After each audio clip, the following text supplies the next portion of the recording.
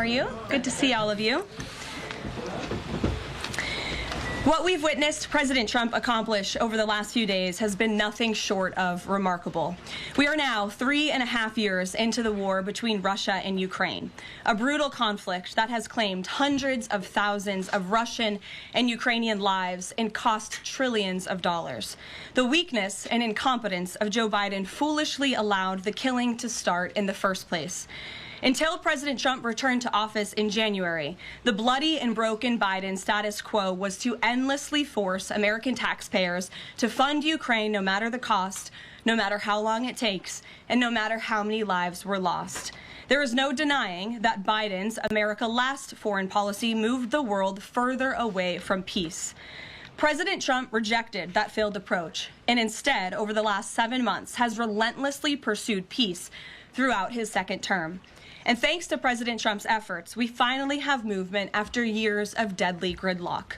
On Friday, as you all know, many of you were there, President Trump hosted Russian President Vladimir Putin in Anchorage, Alaska, for a bilateral meeting. This was the first time President Putin has been to the United States since 2015, and the first time he has met with an American president in years. President Putin publicly confirmed what President Trump has said all along.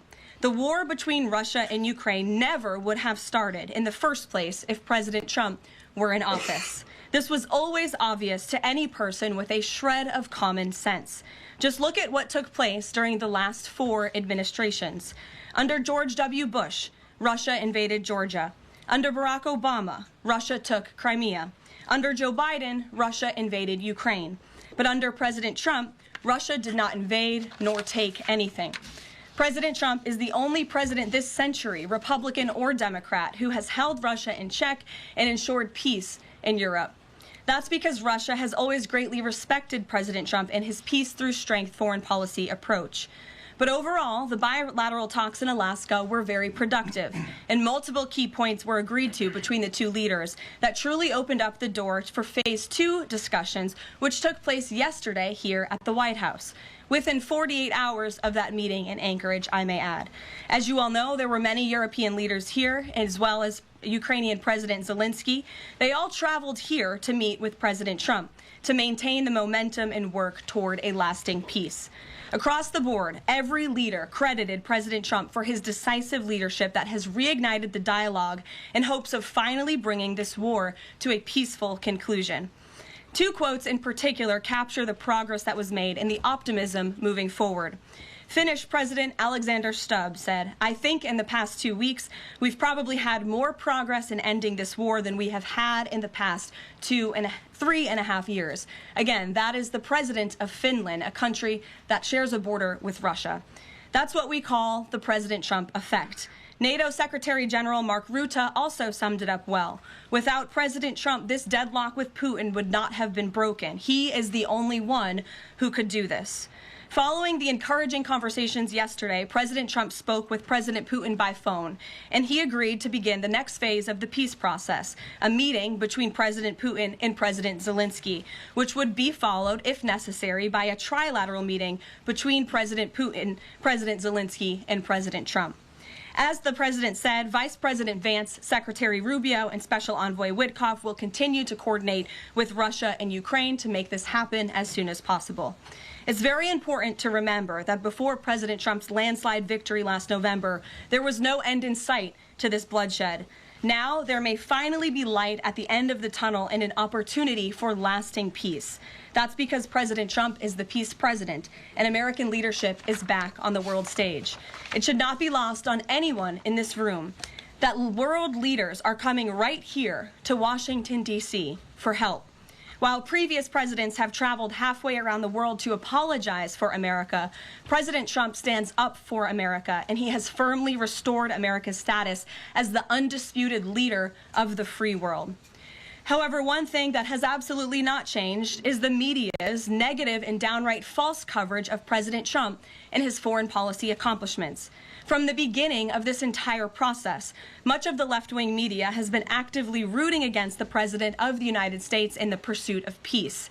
Initially, the media ridiculously claimed that President Trump was somehow beholden to Russia for even agreeing to have a face-to-face discussion with President Putin inside of the United States.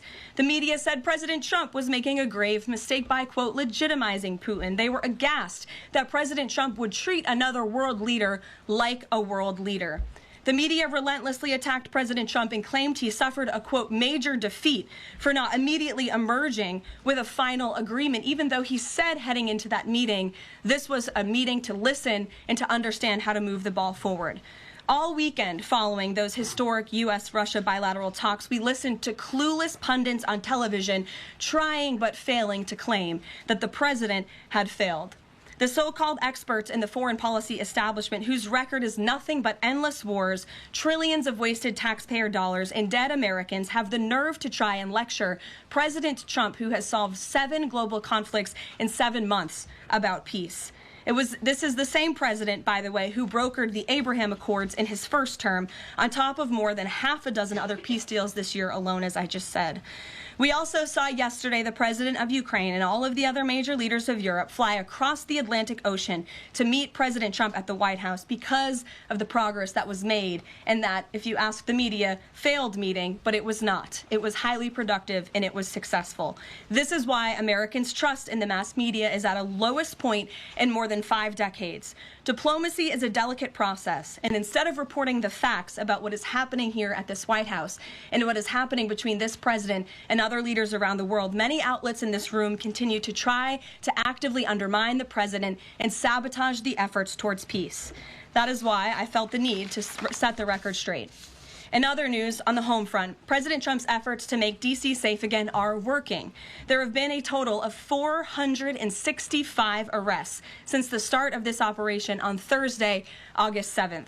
Last night, there were a total of 52 arrests, including the arrest of an illegal alien MS-13 gang member with convictions for DWI and drug possession. Thanks to President Trump's leadership and the outstanding work of both federal and local law enforcement, dangerous gang members like the one picked up